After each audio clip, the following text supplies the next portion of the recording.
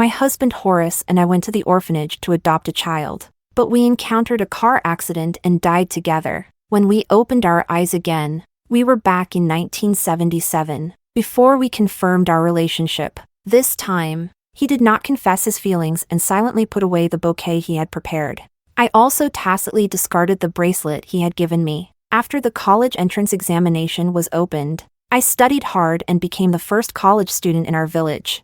Horace then turned to pursue his true love. The young lady who once had a crush on him accompanied him as he thrived, starting a company in an era filled with opportunities, going abroad, and achieving fame and fortune. At the class reunion, we met again. He was the center of attention, looking at me and my son, who were dressed simply, with cold mockery. "Helen, have you adopted a child or are you being a stepmother to someone else? What's the point of being reborn if you're still poor and shabby?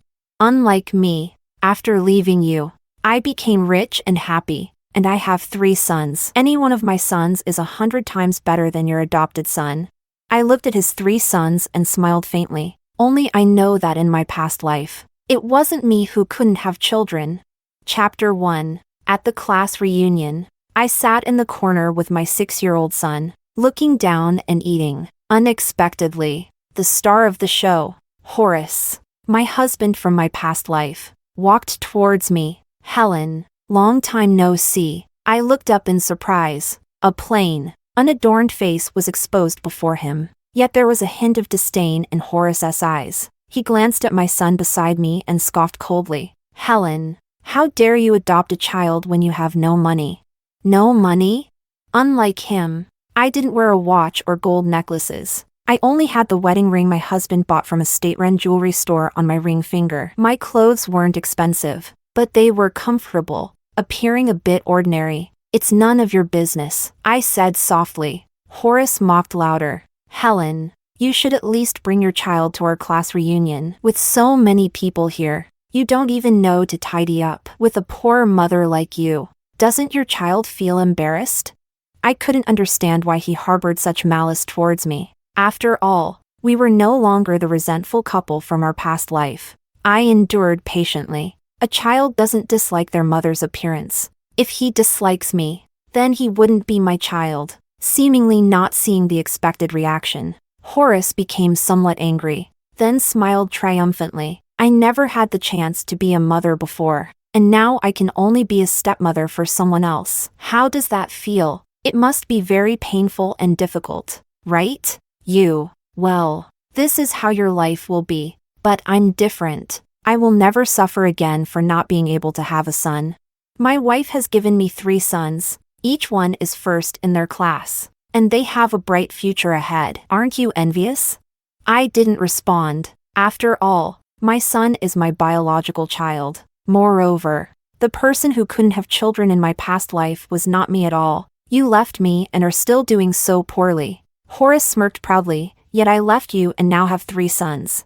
Not only a son, but now I want status and wealth. My life is too good. Do you know about Hong Kong watches? Oh right. I forgot. I heard you've been staying in the village. Probably can't even tell what a watch is, right? I'm kind-hearted. I can open your eyes. After saying that, he rolled up his sleeves, revealing the watch on his wrist. I took a glance at his watch. It was indeed a Hong Kong watch, the most popular one at the moment, worth at least the price of a motorcycle. I have a whole cabinet of such watches at home. They are all children's toys. I looked at Horace again. He was beaming with pride, his face full of smiles, as if he had been reborn. In our past life, we left the village to start a business during an era when even picking up a brick could make one a boss. However, Horace failed in his entrepreneurial ventures time and again, even using my money as capital, and ultimately ended up in debt. We had no children,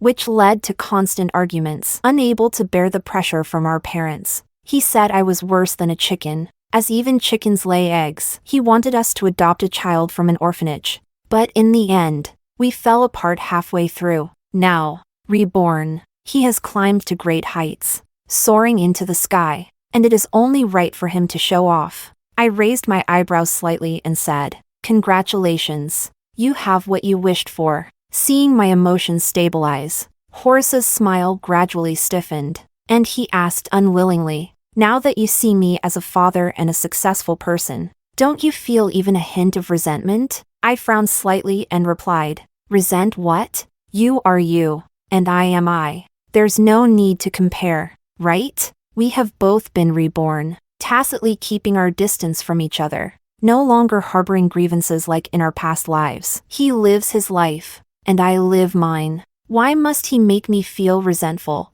Does he really think he would be happy seeing me struggle?" At that moment, my son started to shout, shaking my arm in a spoiled manner. "Mom, I want to go home. Romeo wants to sleep." I gently rubbed his fluffy little head and indulgently agreed. "Okay, Mom will take you home." I put down my chopsticks, no longer paying attention to the displeased Horace, and prepared to get up and lead my son away when a familiar voice suddenly came from behind. "Helen, why are you leaving so soon? Is the food not to your taste?" A woman slowly walked towards me, her high heels making a crisp sound. The classmates' gazes were instantly drawn over. Gasps of admiration filled the air. He must be really wealthy. Wearing high heels. Only the women from Hong Kong wear those. Horace has really made it. Not only does he have a motorcycle, but also a four-wheeler. He wears gold and silver, and so does his wife. Of course, his family is the richest in the village. They do business abroad. Who can compare to them? I stared at the beautiful woman's face, my footsteps coming to a halt. She is Clara, Horace's current wife. 10 years ago, Horace and I had to walk more than 10 kilometers from the village to the county every day for school. Clara, on the other hand, lived in the county. Her family was very wealthy, and later her business did even better, so she moved directly to the provincial capital to settle down. She liked the handsome and academically gifted Horace. In his past life, Horace was advised by his best friends in private, saying that I was just a poor girl from the village, while Clara was a wealthy heiress. If only I could have Clara as my girlfriend, I wouldn't have to worry for the rest of my life. In my past life, when Horace rejected me, I was overjoyed, thinking he truly loved me, but later I learned that his rejection of Clara was merely due to his pride. He couldn't stand others saying he was climbing too high or living off someone else's success. He believed he could achieve great things on his own. Yet, a country boy without connections or background couldn't even make a living in the provincial capital. During the 10 years of our marriage in my past life, he hated me even in his dreams, resenting me for blocking his path and regretting that he didn't choose the wealthy and affectionate Clara. So after being reborn, he immediately got together with Clara. Clara was wearing exquisite makeup, a body-hugging dress, her hair curled, and her lips painted bright red. Like a movie star in a cinema, her gaze swept up and down my body, and she smiled smugly. "Helen, long time no see." I was wearing a floral dress and had my hair in braids. Aside from my pretty face, nothing else matched the term exquisite. I nodded slightly at her. "The child needs to sleep. We should go home." "Excuse us. Why are you in such a hurry to leave?" Clara leaned down, smiling as she pinched my son's cheek. "He's quite good-looking. Little one, call me auntie." My son's face instantly turned red, enough to prove Clara was using too much force. I suddenly felt a tightness in my chest, shook off her hand, and protected my son behind me. "What are you doing?" Clara was hit by me and laughed in anger. "Is he really that precious? Looking at your shabby appearance, it seems you didn't marry well. Do you think your son is a golden nugget that can't be touched?" I didn't want to waste words with her and took my son's hand to leave. But the next second, Clara's angry shout suddenly came again. "You bad child. How dare you spill the wine glass on my bag? Do you know that your dad and mom have worked their whole lives and still can't afford my bag?" Wow. In a fit of rage, Clara started cursing, scaring Romeo to tears. If I hadn't tightly protected Romeo behind me, she would have tried to push him. My eyes suddenly filled with coldness. After 1 or 2 times, I no longer thought that Clara was being unintentional. At that moment, Horace ran over in a few steps, forcefully pushing me away and accusing me. "Helen, I didn't expect that after all these years. Your temper is still so big. I know being a stepmother is difficult, But you can't just ignore everything, can you? How dare you argue with my wife? Do you have no shame? No sense of reason? I scoffed. Romeo is only a few years old. How could that little guy reach Clara's wine glass? Besides, it was just a matter of dirtying a bag. It's not an exaggeration. With the style that Clara is carrying, I have much more high-end ones at home. It was truly my son's accident. I can compensate for it. I was just about to speak when Romeo bravely stepped in front of me, his trembling voice loudly declaring, "I'm sorry, Auntie. It's my fault. I apologize to you. But you can't bully my mom." I bent down and held the child tightly, saying, "It's okay, Romeo. Mommy will handle it." Horace glanced at Romeo, then looked at me and smiled. "I think I've figured it out. Helen, you live an ordinary life, dress ordinarily, and your home doesn't even have a basic bicycle, right? You wear styles from the mainland that are a few years old, and they're not fashionable, honestly. Are you jealous that I didn't accept your confession back then and chose to be with my current wife instead? You see us living well, so you let your son cause trouble?" A few words suddenly revealed the secrets of that year. 10 years ago, men and women could freely fall in love, but they were still shy and subtle. These classmates were also not very clear. Now hearing Horace's words, everyone suddenly imagined a storyline. One of the chubby short-haired women said with an accent, "I say, Helen, even if you like Horace, it's been so long. He already has 3 kids. Are you still so dark-hearted as to interfere with his family?" "Exactly," someone next to her echoed. "One shouldn't be like that. It's too cruel. If she's bad, that's one thing. But her son will also be led astray. What good can come from a mouse raised by a mouse?" Around me, accusations rose and fell, and what everyone said became increasingly absurd. My expression finally darkened. I can tolerate being scolded, but when it comes to my son, I absolutely cannot accept it. I protected my son and said sternly, "First, I am not familiar with this couple. I haven't seen anyone in 10 years who would be in the mood to be jealous. It's utterly ridiculous to say so, especially MS. As a mother yourself, don't you feel ashamed to bully a child? Second, my son may have accidentally bumped into your wine glass while walking, but it was certainly not intentional. He has already apologized to you, and I can offer compensation from my side. Just name a number." Clara immediately became displeased. "Helen, why do you think of me this way? It sounds like I'm bullying your child. The bag is indeed dirty, and I earned that money through hard work, so it can't just be soiled for no reason. I know that your family definitely doesn't have the ability to repay, so I never intended to make you compensate. But Helen, back then Horace chose me instead of you. Do you really hold a grudge against me?" I was speechless. Why would I hold a grudge? Clara proudly lifted her chin. "With the help of our family, Horace has successfully immigrated and even started a company abroad, expanding his business to the domestic market. He has money and is handsome, which is something that cannot be sought after. Of course you would be jealous of me." I was simply infuriated to the point of laughter. "Well, you think too much. I believe you two are a match made in heaven, and you must live well together." Horace, upon hearing this, was even more convinced that I envied their family. He laughed and said, "Of course we are happy. I have 3 sons, while you are just a hen that cannot lay eggs. Whether you become a stepmother or adopt children, what success can you achieve by following you?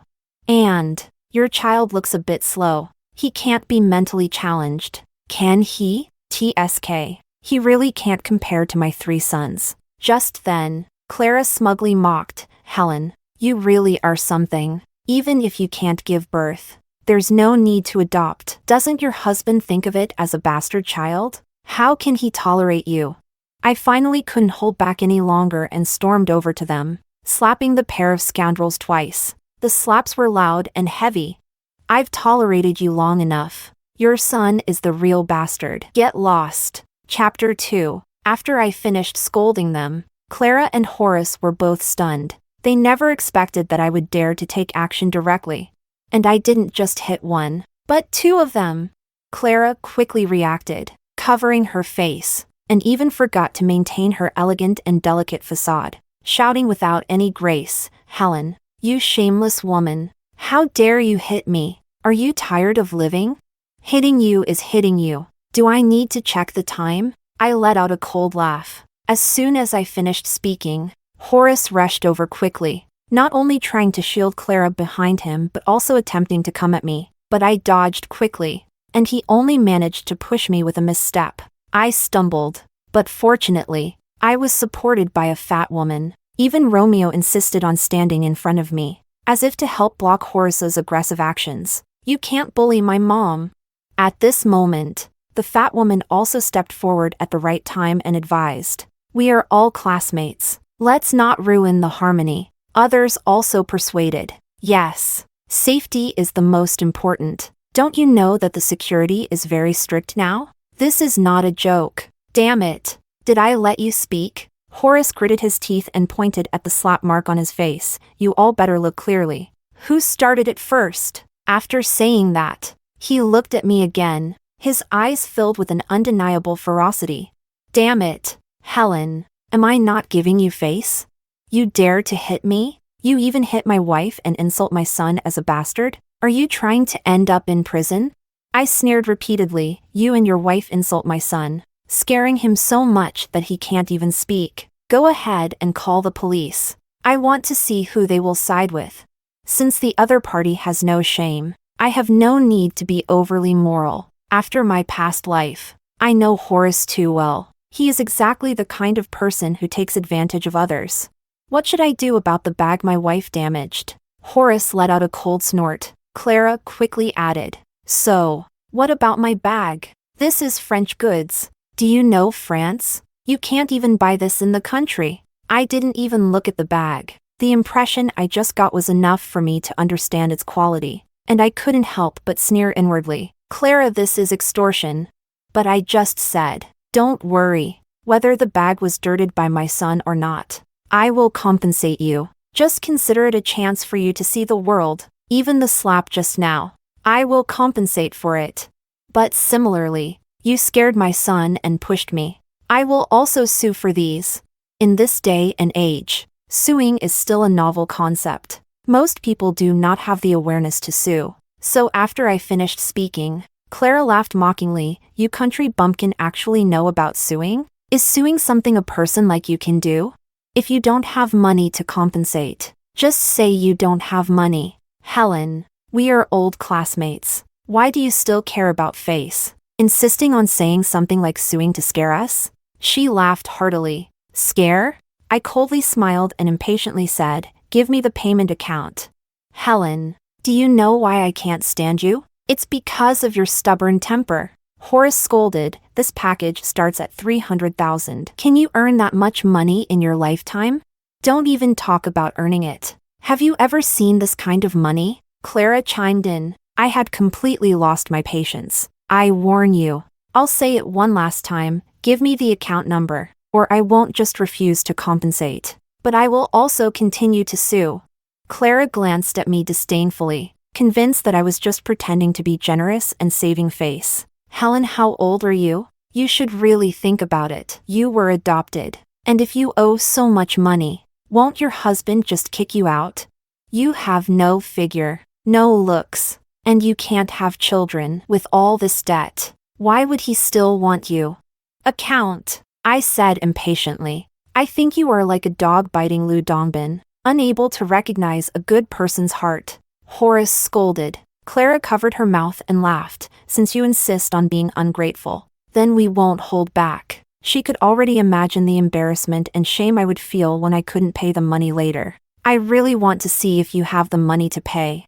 These days, large transfers still require going to the bank in person, so Clara has always complained about how backward the domestic payment methods are. Therefore, when she saw that I wasn't planning to go to the bank, she was already convinced that I definitely hadn't made any large payments.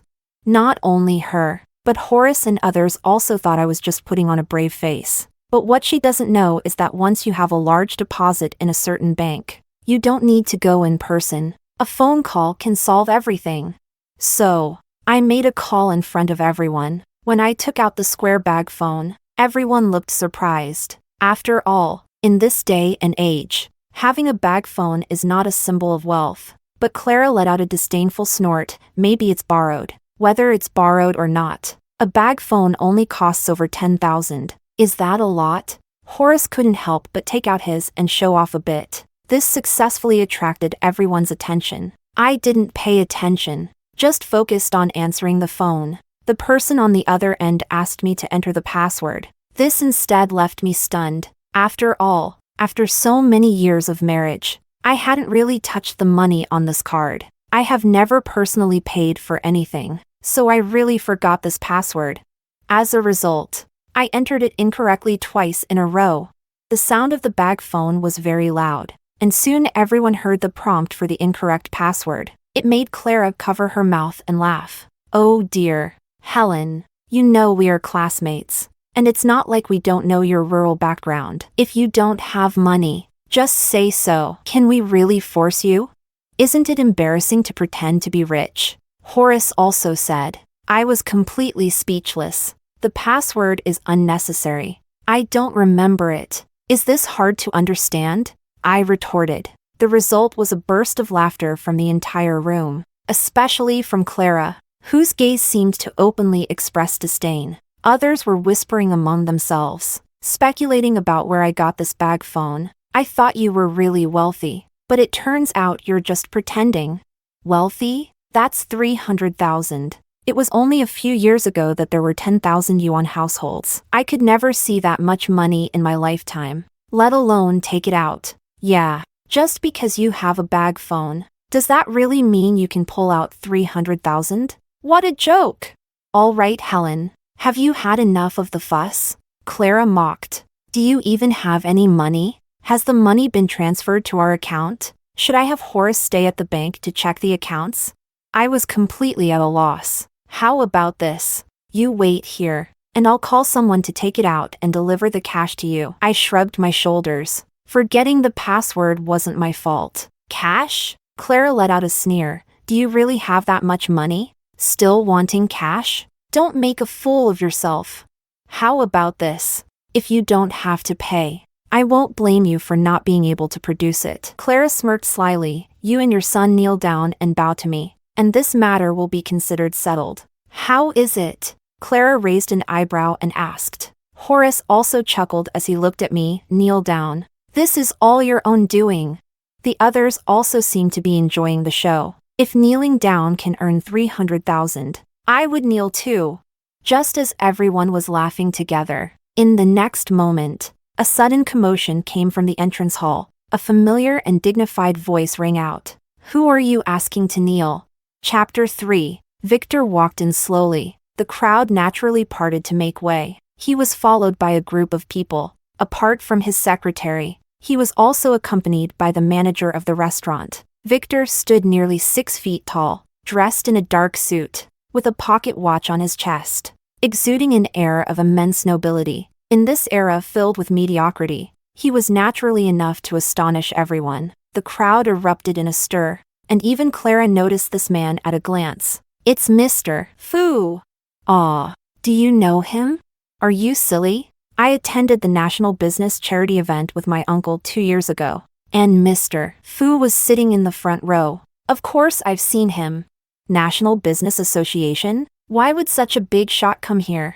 Since it was a private box, everyone naturally had doubts when such a big shot barged in. However, in the next second, these people had already widened their eyes. I saw the incredibly distinguished Victor actually bypass the crowd and come straight to me. How could he not notice my unusualness? He frowned slightly and first reassured me. What's wrong? About this question, both Clara and Horace thought it was directed at them. Moreover, since they were indeed aware of the situation in the country, they naturally wanted to get close to Victor, this big shot.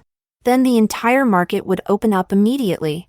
Therefore Horace quickly explained, his stature slightly diminished. Mr. Fu, I've heard so much about you. It's truly an honor. Actually, it was just a small matter that made you laugh. Clara intentionally wanted to assert her presence and couldn't stand the feeling of her husband being looked down upon. So she deliberately said, the bag I bought in France was ruined by this woman. I'm not an unreasonable person. I was ready to let it go. But she insisted on compensation, slapped us twice, and even said she would sue us. Isn't that unreasonable? Since this shameless woman is being unreasonable, I have no need to show her mercy. If she kneels down, I can let her off the hook without making her pay $300,000.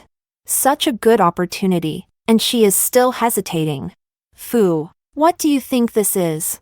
Hearing this, Victor suddenly laughed and turned to ask me, I didn't know you had a hobby of getting your hands dirty? His words carried an indescribable familiarity. It wasn't a reproach, but rather a mix of surprise and delight because after so many years of life, he had seen this side of me. A discerning person could easily tell that something was off. Only Clara seemed to be certain that someone like me could never have contact with someone like Victor. So she kept slandering me. Phoo, you don't know. In poor mountains and bad waters, you find cunning people. A country girl like her has never seen $300,000 in her life. Yet she is so stubborn that she won't even apologize. As such a cultured person, someone who has received an education abroad, I can't stand it any longer. She is simply jealous of me. Jealous that my husband chose me. And she's jealous that I have money. Money to buy such an expensive bag. As Clara kept talking, Victor's expression grew darker. I also shrank back a little. I knew that something was definitely going to happen now. Sure enough, the next second, Victor calmly yet discontentedly asked me, Are you jealous that she has money? Jealous that her husband didn't choose you? In this tone, there is also a subtle sense of grievance. I was completely at a loss. I didn't expect this matter to remain unresolved. I have to comfort Victor again tonight. An unfounded accusation. I tried to explain. Hearing a satisfactory answer, Victor nodded, a smile playing at the corners of his mouth as he scrutinized Horace. With looks like that and such abilities, I believe what you said is true. As soon as those words were spoken, Horace's face turned a deep shade of liver. Clara too. No one expected that Victor would actually speak up for me. This country girl, and yet you have degraded Horace like this. Phoo zone. On what basis do you say such things about my husband? Are you perhaps interested in this country bumpkin? What qualities does she have? She's just from the countryside. She hasn't even been out of the country.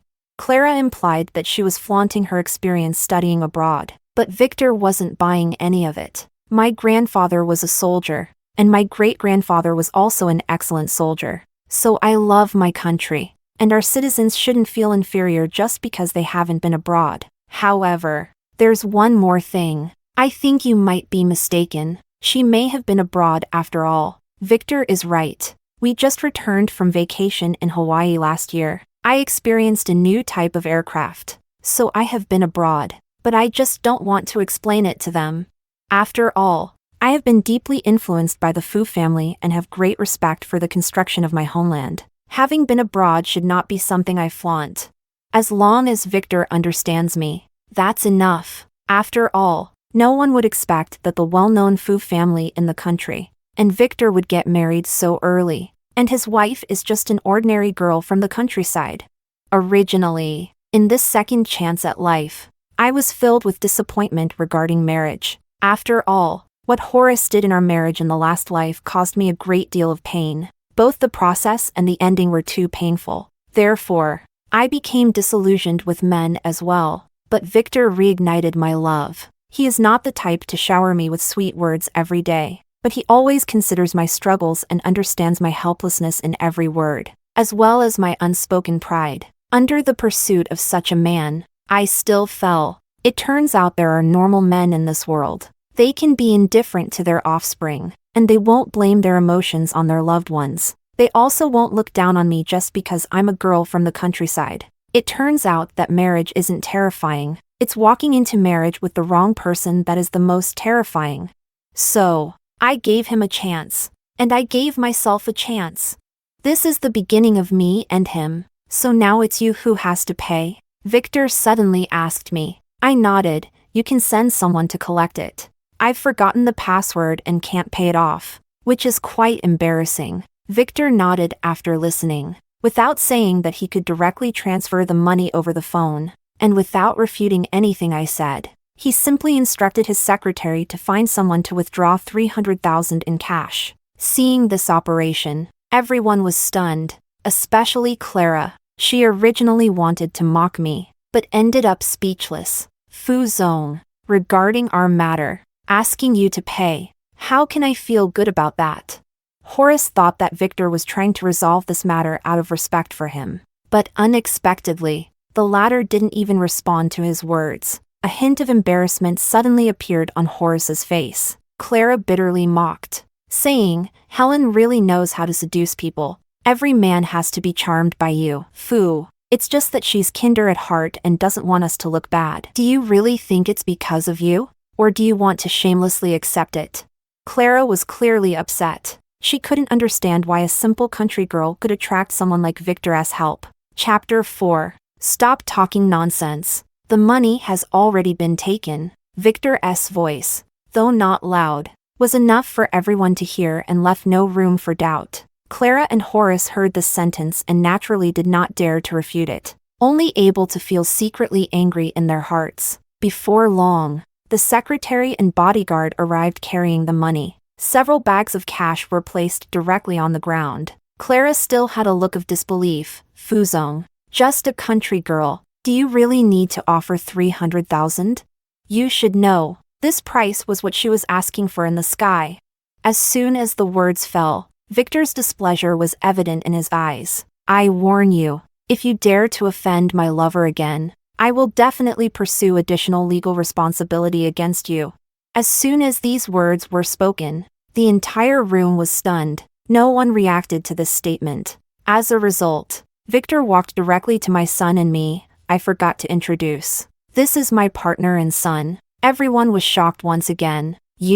Clara and Horace were completely at a loss for words. Standing there in a daze, they originally wanted to show off to me, but ended up being shocked instead. I never expected that I was already in a different tier. Just moments ago, I had mocked and humiliated his wife. Yet here I was, fawning over Victor like a lapdog. The two of them instantly felt utterly embarrassed. The direction of public opinion has also changed. Everyone thinks my temper is too good, and they all want to greet me, unable to bear the disparity. Clara's eyes instantly filled with tears. She looked at Horace, hoping he would comfort her, but Horace kept looking at me and completely ignored her. In the face of his gaze, I appeared unfazed. Horace's eyes revealed anger, yet I found it very difficult to understand. Doesn't he already have everything he wants? I don't want to pay attention, but Victor looked at me with warning in his eyes. Mr. Horace, please be more respectful. Very rude. Horace could only bow and smile obsequiously, then left with Clara looking dejected, but not before casting a deep glance at me. Just because of that glance, I suffered greatly. In bed, Victor questioned me repeatedly with jealousy. He can't possibly like you, right? No way, I replied firmly. Horace simply didn't expect me to be doing so well. Even more unexpected was that it was after leaving him.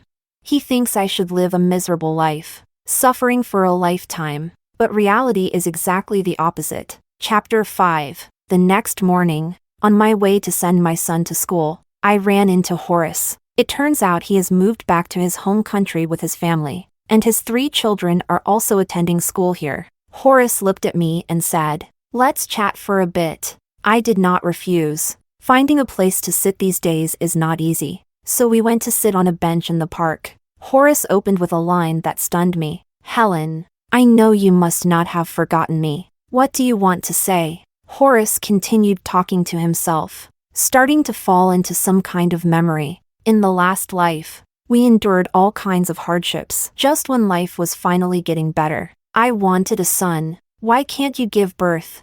Do you know how many times I've blamed you? Back then, I vowed that if I could start over, I would definitely have a different life. I nodded in agreement. I can understand, because in the last life, both of us suffered. That kind of pain still sends chills down my spine when I think about it now. We died too early in the last life. If we could adopt a child like we can now, it would be so happy, Horace murmured. Ha, I chuckled lightly. I never said that my child was adopted. What? Horace was startled on the spot, somewhat in disbelief, but quickly suppressed it. Impossible. You are lying. You are deceiving me. You can't possibly give birth to a child. I paused and said, in my last life, I checked. It was you who couldn't give birth, not me. Impossible. Horace interrupted me quickly. I have 3 sons. How could I not be able to give birth? The child is mine. Horace became more and more agitated. I just listened quietly, and finally sighed. Horace, actually, I knew about this matter in my last life. I didn't let you see the medical report from back then. I helped you hide the fact that you can't have children. Before I could finish speaking, I was interrupted by Horace. How could I not be able to have children with my 3 sons? They are my biological sons. Perhaps. I smiled compassionately. Chapter 6. After the conversation ended, Horace went to the hospital. The words on the report deeply pierced him. However, this was still not enough to convince him. He immediately went for another paternity test. Hello, Xiao Ming. At the moment he got the answer, Horace completely went mad. He never expected that all of this was actually a lie. Thus, Horace launched a frenzied revenge. Not only did he tamper with the food of the elderly couple and by family, causing them to fall seriously ill, but he also employed various schemes to ensure that Clara ended up with a shell company. All the real money was transferred overseas. Clara was burdened with a mountain of debt and, along with her 3 sons, was kicked out of the house. In the end, Clara had no choice but to work in the red light district to support herself. Not long after, she contracted a virus and, in a desperate situation, took a knife and ended her life along with Horace. You are the man who can't have children. I didn't force you to marry me, nor did I make you take me in. Everything was your choice. You are only after our family's money. What right do you have to blame me? In the final moment before death, Horace finally understood. It turns out that everything is not someone else's fault. Everything was his choice.